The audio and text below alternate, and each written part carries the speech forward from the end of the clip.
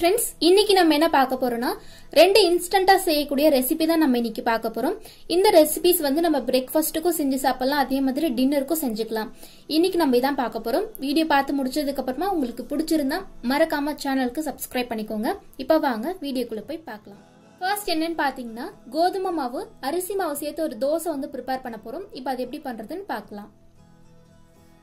இப்போ ஒரு பவுல்ல 1 கப் கோதுமை மாவு 1/4 கப் அளவுக்கு அரிசி மாவு சேர்த்துக்கலாம். அரிசி மாவு பாத்தீங்கன்னா நீங்க 1/2 கப் கூட சேர்த்துக்கலாம். தோசை வந்து நல்லா கிரிப்ஸியா கிடைக்கும்.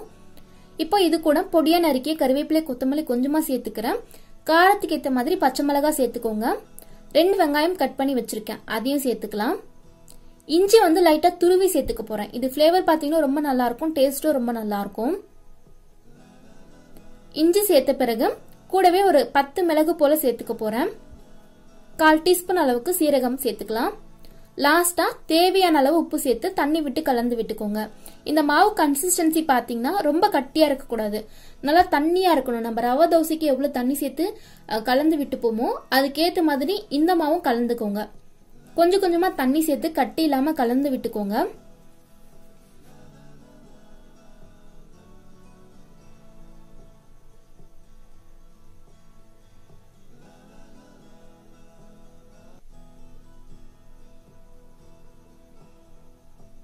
இப்ப நல்லா கலந்து விட்டாச்சு.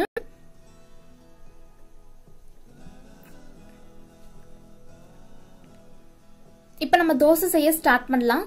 ஒரு தவா வச்சிருக்க, தவா சூடான பிறகு நீங்க தோசை மாவு எடுத்து அதை ஊத்திட்டு தேய்க்க வேண்டிய அவசியம் இருக்காது. நம்ம ரவா தோசைக்கு எப்படி வந்து அந்த தவா ஃபுல்லா ஸ்ப்ரெட் ஆகுற மாதிரி ஊத்துவோமோ அதுக்கேத்த மாதிரி ஊத்திக்கோங்க.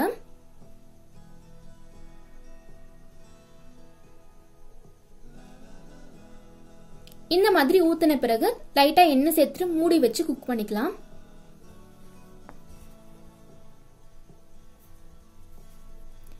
இப்ப கரெக்டா 2 நிமிஷம் கழிச்சு நான் ஓபன் பண்ணி பாக்குறேன், நல்லா குக் ஆயிருக்கு.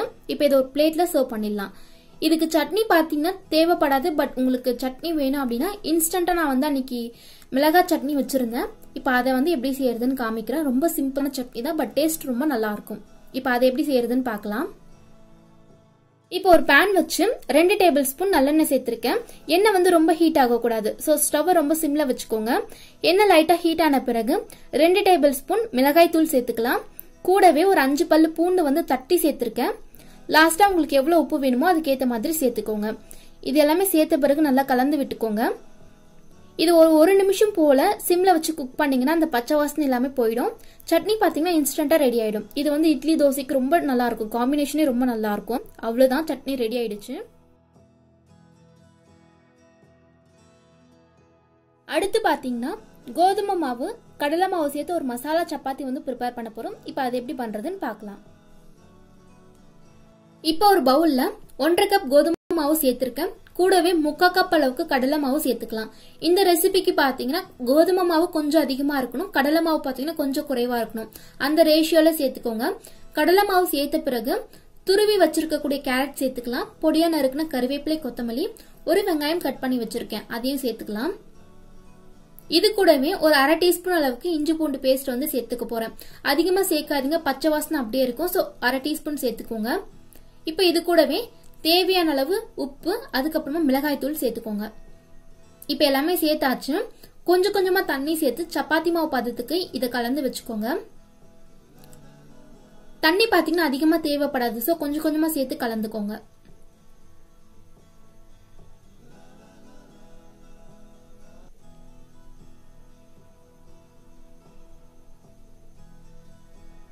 இப்ப பாருங்க, இந்த அளவுக்கு பிசைஞ்சு வச்சாச்சு.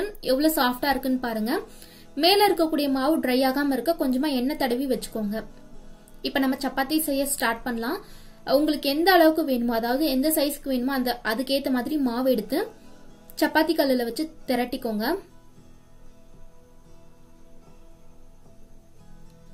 ரொம்ப தின்னா திரட்டாதீங்க, ரொம்ப திக்கா திரட்டிக்கோங்க. அப்பதான் உங்களுக்கு உடஞ்சு போகாம கரெக்டா இருக்கும். மாவு பாத்தீங்கன்னா ரொம்ப சாஃப்டா இருக்கும், சோ கொஞ்சம் திக்கா வந்து தேய்ச்சுக்கோங்க.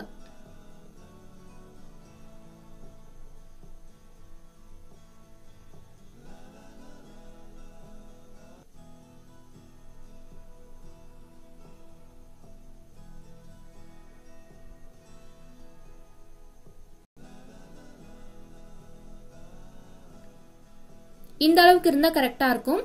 இப்போ ஒரு பேன் வச்சு, அதாவது ஒரு தவா வச்சு ஹீட் ஆன பிறகு நம்ம சப்பாத்தி போட்டு எடுத்துடலாம்.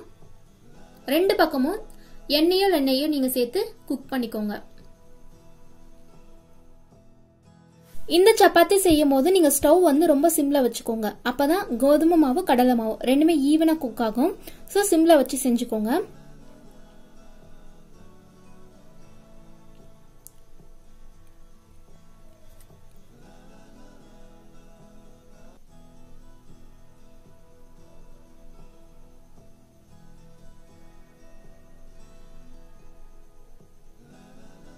அவ்வளவுதான், நம்மளோட சப்பாத்தி பாத்தீங்கன்னா ரெடி பண்ணியாச்சு. சர்வ் பண்ணிடலாம். இந்த சப்பாத்திக்கு சைட் டிஷ் வந்து எதுவுமே தேவைப்படாது. மசாலா எல்லாமே சேர்த்திருக்கோம் அப்படிங்கறதால நம்ம அப்படியே கூட சாப்பிடலாம். உங்களுக்கு சைட் டிஷ் தேவைப்படுது அப்படின்னா நீங்க தேங்காய் சட்னியோட சர்வ் பண்ணும்போது காம்பினேஷன் ரொம்ப நல்லா இருக்கும். அவ்வளவுதான் ஃப்ரெண்ட்ஸ், இந்த 2 ரெசிபியும் உங்களுக்கு பிடிச்சிருக்கும் அப்படின்னு நம்புறேன். என்னோட வீடியோஸ் உங்களுக்கு பிடிச்சிருந்தா மறக்காம சேனலுக்கு சப்ஸ்கிரைப் பண்ணிக்கோங்க. இது போல இன்னொரு வீடியோல பார்க்கலாம். தேங்க்ஸ் ஃபார் வாட்சிங்.